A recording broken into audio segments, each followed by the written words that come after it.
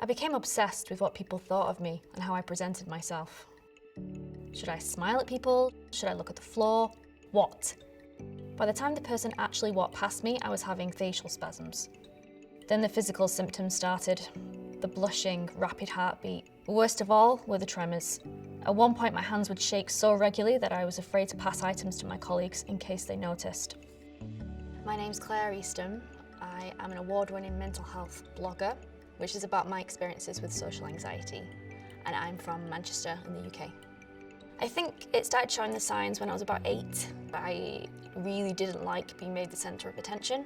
At the time it was thought I was just a bit shy and that I'd grow out of it, but I was developing a real complex. I white-knuckled it, which I wouldn't recommend. I learned how to hide the symptoms, particularly in secondary school when I got to the age of about 14, because I'd been suppressing it for so long. The physical symptoms started coming out, like blushing, sweating, stammering, shaking, heart palpitations, because my body was obviously trying to tell me that something's wrong. I was afraid all the time, and fear is an intolerable emotion. I often liken it to, when you watch a scary film, imagine feeling like that all the time, on edge. You're not certain what's wrong, but you feel threatened by everything. And I really didn't know how I was going to get out of this. It felt like I'd gone straight down a big tunnel, a hole. I don't know what we're going to do. And by the time I got to university, I discovered this amazing thing called alcohol, which solves all your problems. And if only that were the case, I would say, do you know what, if I just drove off into the sunset with a bottle of vodka, that was the cure, but no. And it was when I was 24, actually, I had a nervous breakdown. I finally realised that this is serious and you can't hide it anymore. So I went to my doctor and got diagnosed in 2 minutes. Textbook social anxiety disorder. And I couldn't believe it, because I was so certain that they were just going to write me off as being emotional or hysterical or, women's problems. It's like, no, this is serious. How long have you had it? And I was like, 10 years. And then she was horrified.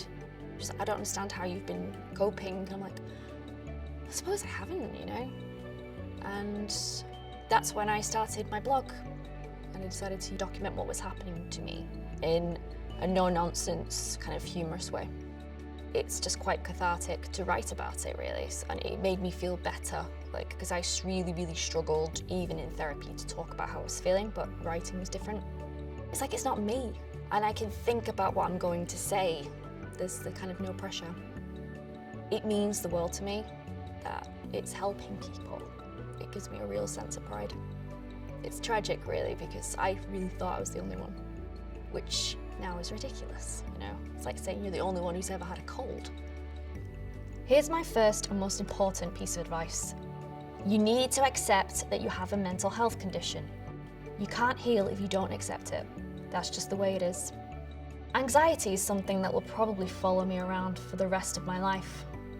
But I don't fear its shadow anymore, because I know how to turn on the lights.